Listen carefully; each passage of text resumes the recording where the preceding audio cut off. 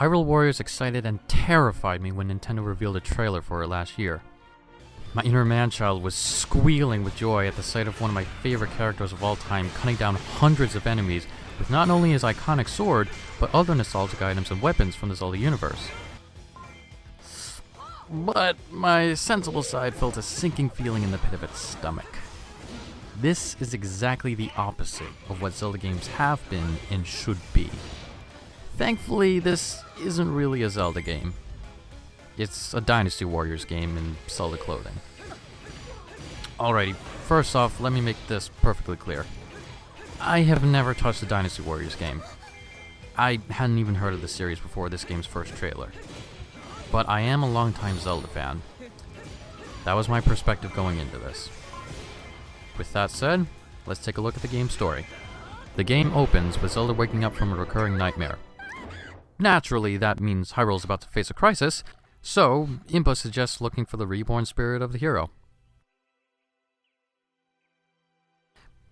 She just keeps his tunic and scarf on her bedroom dresser? Okay. The two of them take a stroll above the Hyrulean army's training grounds and find Link sparring.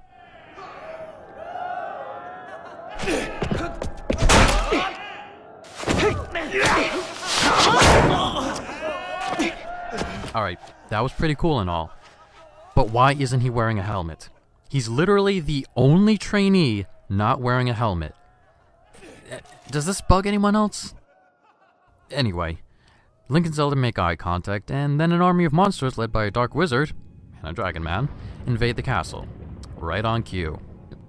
Zelda, Impa, Link, and the Hylian army leap into action to protect Hyrule. So, I'm not gonna lie, hacking through hundreds of enemies quickly instead of taking my time against 3 or 4 is an interesting change of pace. Oh. Oh no. This is Proxy, Link's way of communicating with the other Hyrule warriors while staying mute as always. She's not annoying like Navi was, but it is a bit odd how she essentially talks for Link. Wait, so Proxy is a proxy? I see what they did there. Anyway, Proxy is actually a pretty clever way to have Link communicate with the other warriors while still remaining a silent protagonist. But there is a major problem with it that I'll get into later on. Volvagia, Volga, the Dragon Knight, enters the fray and overpowers Link. He attempts to reduce Link and Impa to a smoldering pile of ash, but...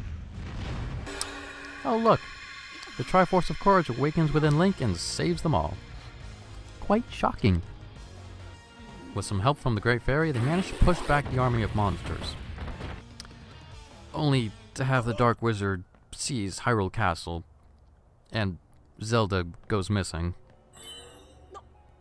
Exposition time! And, incidentally, the only time you'll hear voice acting in this game. At least, English voice acting. A narrator gives us our usual spiel about the Holy Triforce, the cycle of heroes being reborn every time darkness crops up. But here's the new part. In one of the ages, the heroes split the Dark Spirit, presumably Ganondorf's, into 4 fragments. Those fragments were sealed away across time and space. One in the Ocarina of Time era, one in the Twilight Princess era, one in the Skyward Sword era, and one sealed in the present-day Master Sword. The characters don't know this yet though, so I'm not quite sure why it was thrown in here. Weeks after the castle siege, Impa hears a rumor that a young woman is leading a resistance against the monsters in Faron Woods. She leads the Hyrulean army there, hoping the young woman is Zelda. They go through Elden Caves to reach Faron Woods, but find a horde of monsters blocking their way. While hacking and slashing through waves of monsters, they come across a mysterious figure named Sheik, who informs them that the princess is alive, but cannot be reunited with them just yet. I wonder who this Sheik character is. I wonder who this Sheik character is. With Sheik's help, they make it out of the Elden Caves and into a hidden village in Faron Woods. There, they find a sorceress named Lana leading warriors against an army of monsters trying to burn the village down. She's an original character made for this game, and hails from the same magical clan as Sia. Who's Sia, you may ask?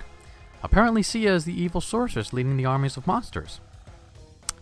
Yeah, they just kinda dropped that on you. Lana claims to know why Sia is invading Hyrule, but she'll only tell them if they agree to help her defend the forest.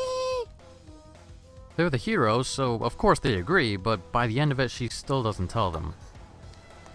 However, the narrator hits us with another wave of exposition explaining Sia's motives. Is Lana supposed to be the narrator? I'm not sure, it's not really explained. Anyway, they explain that a sorceress once watched over the balance of the Triforce.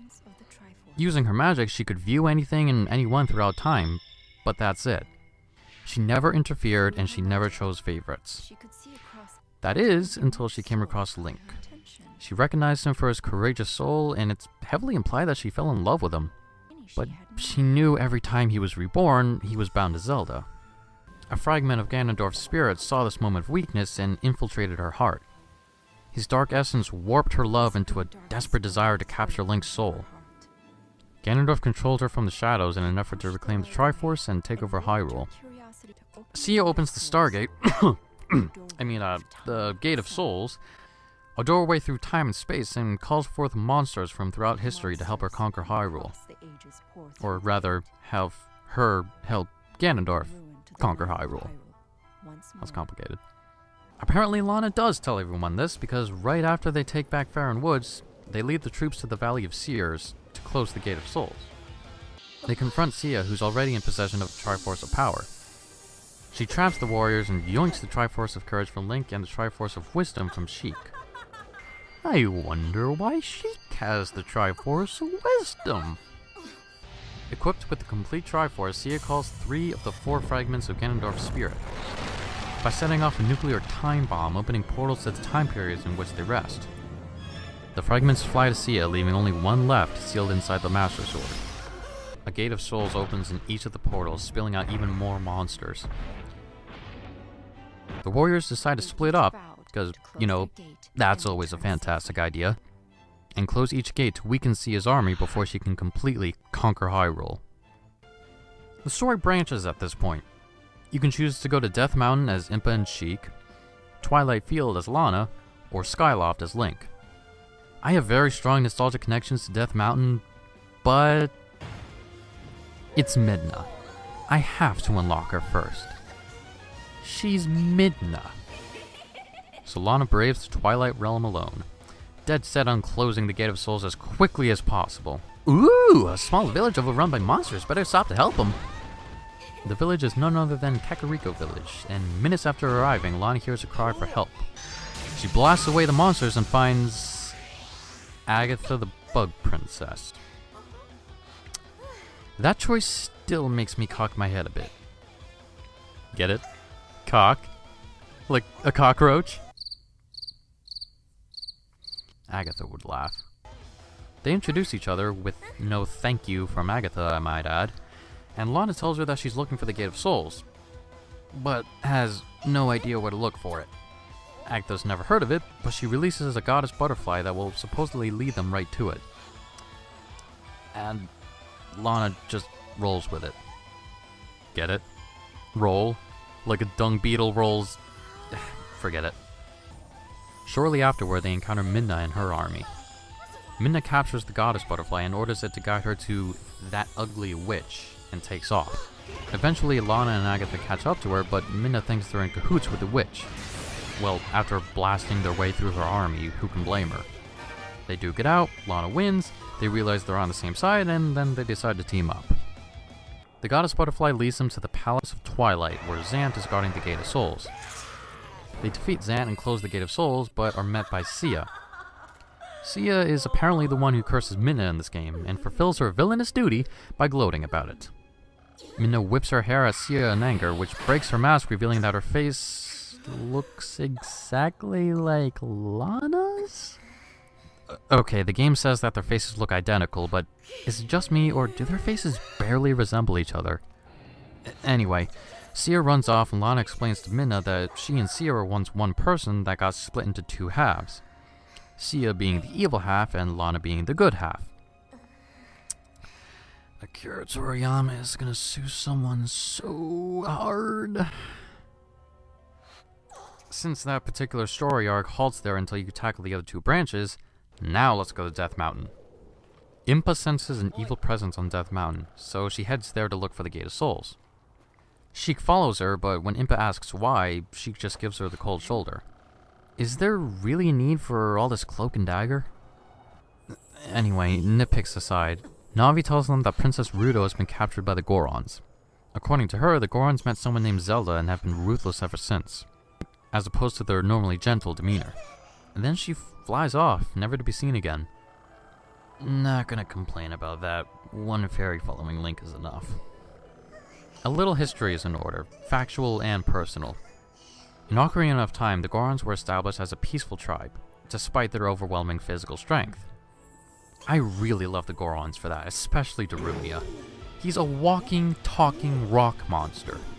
He could snap your spine like a toothpick, bash into Dongo's skull in, and lead an assault on the Hylians to make the Gorons the dominant species, and still be home in time for a nice meal of granite.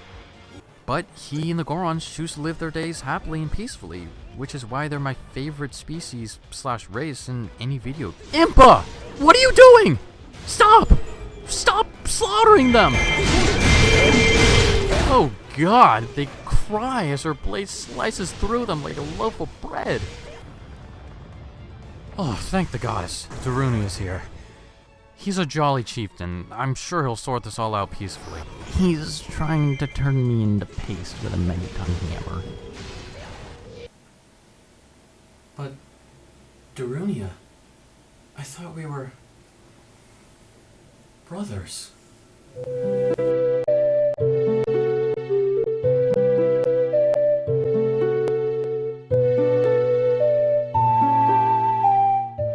Turns out that Sia is using Big Pose to control the Gorons' minds. Impa and Sheik defeat the Pose to break the spell and reconcile with Darunia. So they were never really evil, just under an evil spell.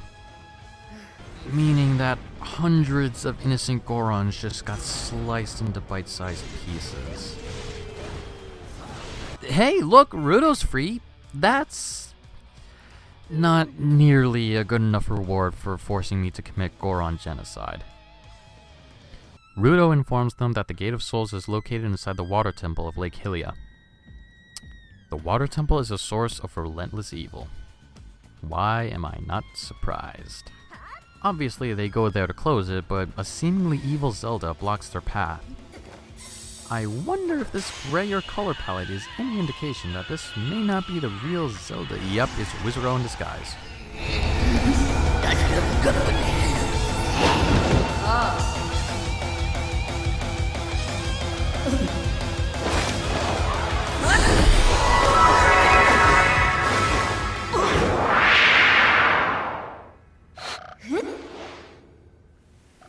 Whoa. Didn't see that one coming. Whoa! Didn't see that one coming. Anywho, they close the Gate of Souls. Zelda doesn't explain why she disguised herself, and Impa doesn't ask. Onward to Skyloft, I suppose. Wait, how did Link and his troops even get up there? Look at it, it's miles above the ground. Forget it, I'm not even going to question this one. It's the same spiel as the others. Monsters appear, Hylian army kills them. And Fi joins the fight. Yet another... Huh? Really? Character. But Girahim's here too, and he's fabulous as ever. So that evens it out. With some help from Levios and the Great Fairy, they're able to push Girahim and his army out of Skyloft. They take Fi's advice and head down to the sealed grounds to kill Girahim and close the Gate of Souls. How Fi was able to know where the Gate of Souls was is beyond me, but never mind that. We have more moblins to hack up. Although, not only that, but a faction of the Hylian army mutinies, so you have to defeat them as well. After Girahim finishes doing the Egyptian, the Imprisoned rises, and Link and Fi use Grucinators to defeat it. Once it vanishes, they attack Girahim in the temple. Okay, am I the only one who absolutely loves the mock camera work here? The way the camera looks around the room when he teleports and refocuses when he reappears is super detailed. The film nerd gushing aside, Link delivers the final blow to Girahim, sending him into the Gate of Souls, and then he seals it with a Skyward Strike. The warriors then regroup and Zelda apologizes for disguising herself, claiming she needs to hide her identity from her enemies. Alright, I'll buy that excuse to shoehorn Sheik in the game. Lana explains to the rest of the group how Cia and her are Kami and Piccolo, one and the same. Speaking of Cia, while this is going on, she gets a surprise visit from Ganondorf, who's managed to resurrect his body. He won't be at full power until he recovers the last fragment of his soul, but he still believes that he no longer needs Cia, and tries to take the Triforce from her. Try being the operative word here. Cia sends the Triforce of Wisdom and Courage back to Zelda and Link, and then uses the Triforce of Power to seal Ganondorf. She vows to have both the Triforce and Link. She increases the power of her army, which forces the Hyrule warriors to resort to their last hope. Zelda leads them to the Temple of the Sacred Sword so Link can wield the Master Sword. Of course, the Master Sword is the last thing keeping Ganondorf's last spirit fragment sealed, so I'm sure they'll take extra precautions to... No? Just gonna pull it out and hope the other sealing spells that are supposedly there will keep the last thing the Demon King needs to reach full power sealed? Okay. Wizrow appears again and obviously stands no chance against the Master Sword. He retreats, but not before telling them that they'll find Cia in the Temple of Souls. Do I even need to say it? Of course they make their way over there to kill her. However, they did throw in an interesting twist. Apparently Link's wielding the Master Sword has made him overconfident and foolhardy. Now, this is an incredibly interesting route to take, and one Nintendo hasn't taken before, at least not with Link. I think it makes him more relatable. Who wouldn't get a little cocky knowing they have full control of the most powerful weapon in the world? It's a great display of Link's more human emotions and faults. Or, rather, it would be if we actually got to see it for ourselves. You see, we learn all this from the narrator in a 30-second prologue to the level. This is the major problem with Proxy being, well, a proxy for Link. I know, Nintendo wants Link to be a silent protagonist, and breaking the tradition would be unorthodox. But this could have been a really interesting and fleshed out character arc. We could have empathized with Link as the story went along, instead of it just being tacked on to set up Cia's trap. See, Cia appears on the battlefield and uses the arrogance in Link's heart to create Dark Links. He's able to hold them off for a little while, but eventually he gets overpowered by them. Had it not been for Lana and the other warriors saving him at the last second, he would have been killed by his own arrogance. And it's here that Impa delivers a line that I absolutely love. Real strength only comes from knowing your weaknesses. It's a powerful line on its own, but it would have had so much more impact if there had been more build up to it. I know, it's a Dynasty Warriors game, and from what I've heard they tend not to have incredibly layered stories. But it seems like a huge missed opportunity to me. The Master Sword radiates with newfound power and Link defeats his dark copies easily. Frustrated, Cia flees the battlefield and the Hyrule warriors plan to do the same, but amongst all the chaos, Ganondorf managed to free himself and enter the fray. Link finds him and defeats him quickly. You'd think the battle between the hero and the Demon King would be a bit more climactic. Anyway, Cia flees to the Valley of Seers and uses her own life force to strengthen her troops and create more Gates of Souls. The Hyrule warriors dwindle her army down and Link faces Cia himself.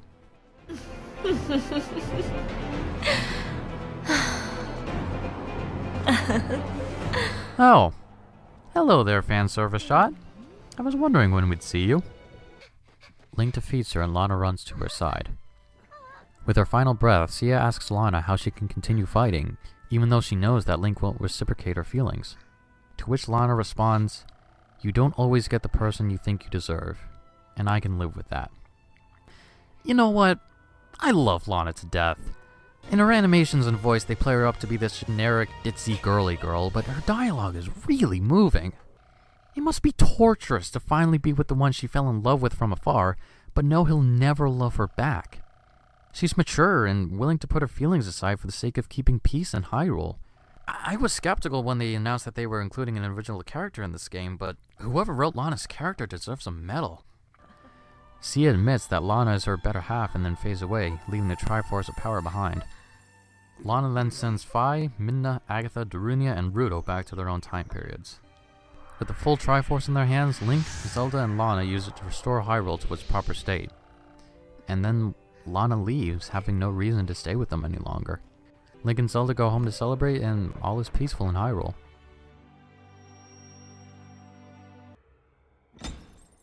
Oh, right. That was a thing.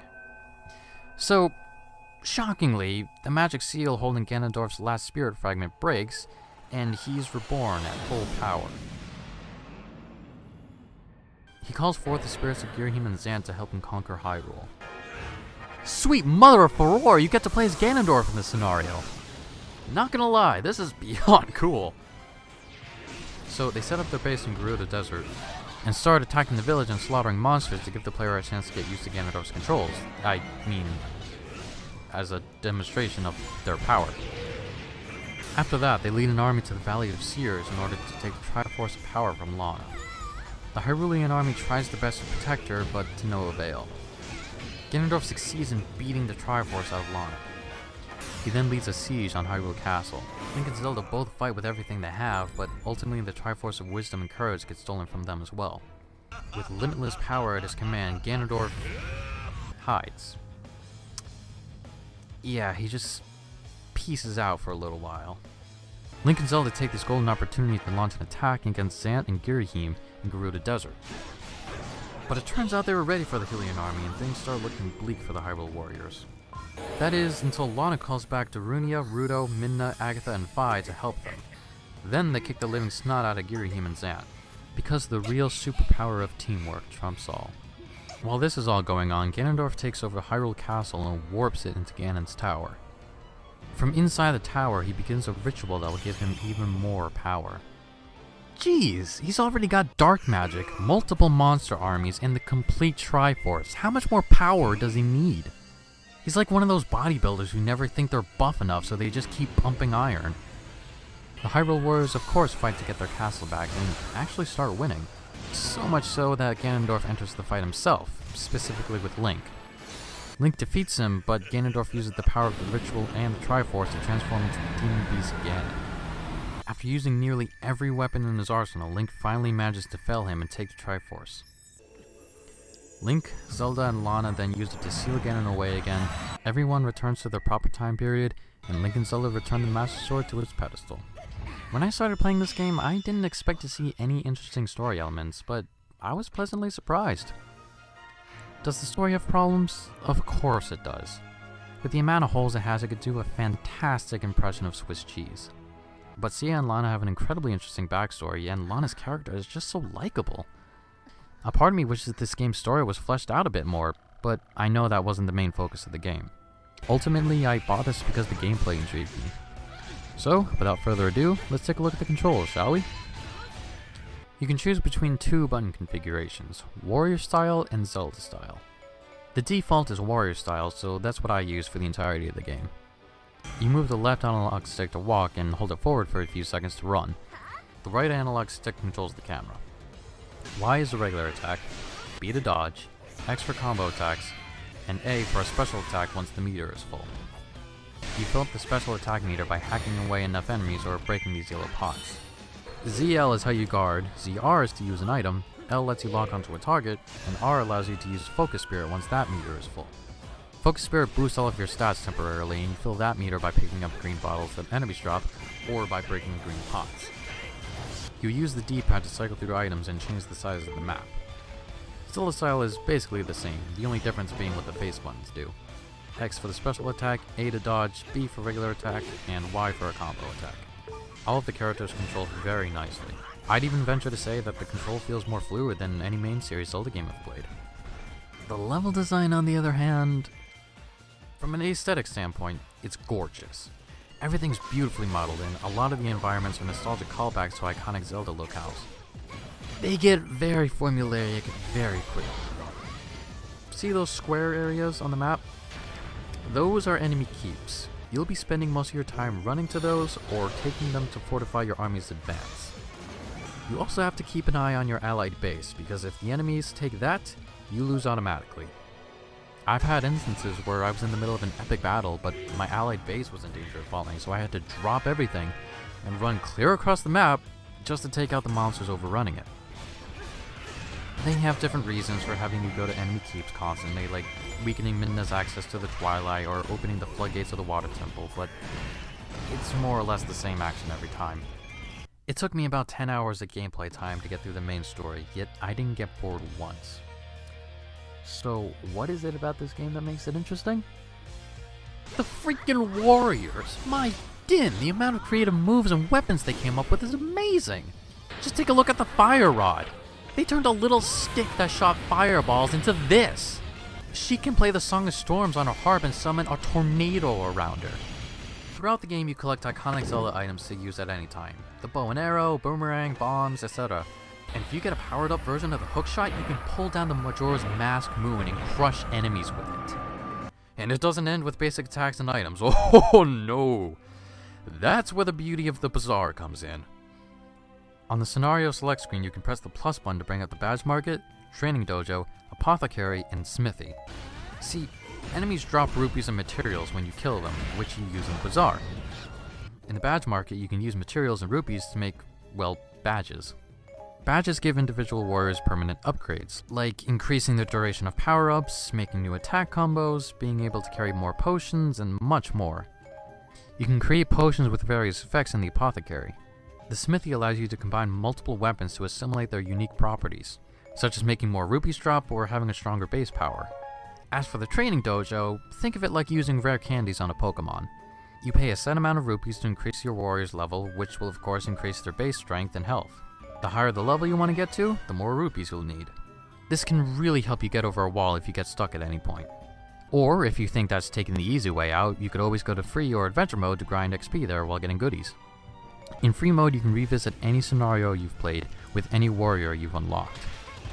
Adventure mode has you travel through the original 8-bit Legend of Zelda overworld, completing various tasks for heart containers and item cards. Heart containers will increase your base health, and you use item cards to uncover secrets in the overworld. See a suspicious looking bush? Use one of your candle item cards and burn it to reveal a mission where you have the chance to earn a new heart container, unlock playable warriors, and more. You can use the compass item card to reveal suspicious areas.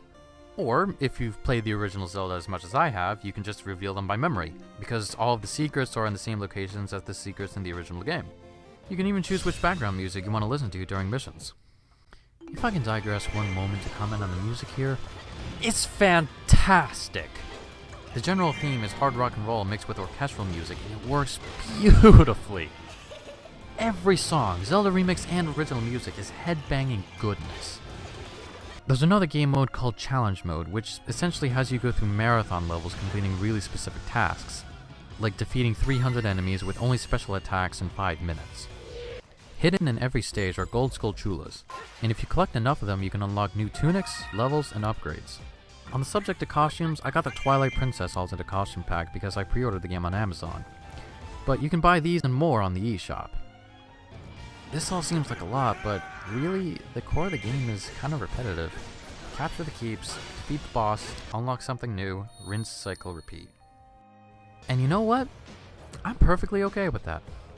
Of course, I'd rather be logging hours into a layered game like Chrono Trigger or Final Fantasy, but I'm a college student, which is an absolutely fantastic lifestyle, but a busy one. I just don't have time to play something for hours at a time. Most days I only have an hour of free time in between classes, if that. And this is the perfect game to play during downtime like that. I can play through a scenario or a few missions in adventure mode, have fun and relax, and leave for class before things get too repetitive. This is a game that should be played in small bursts, not extended amounts of time. I think it can be appreciated better that way. The amount of detail and love for the Zelda series in this game is absolutely heartwarming and will make any Zelda fan grin ear to ear constantly. Can I recommend this to Zelda fans? Absolutely. Even if the playstyle isn't your cup of tea, I'm sure you'll find many other things to enjoy about it. But if you're just a Dynasty Warriors fan or a fan of neither, I'd recommend finding someone who has it and trying it for yourself before committing to buying it. This is no doubt a very different adventure through Hyrule than what I'm used to, but it's still an enjoyable one. With that said, have a wonderful day and thank you for watching.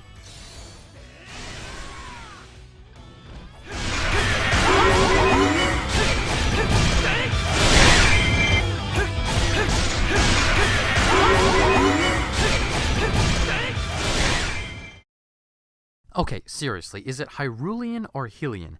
The game says it both ways, I've said it both ways, the community says it both ways. Which one is it?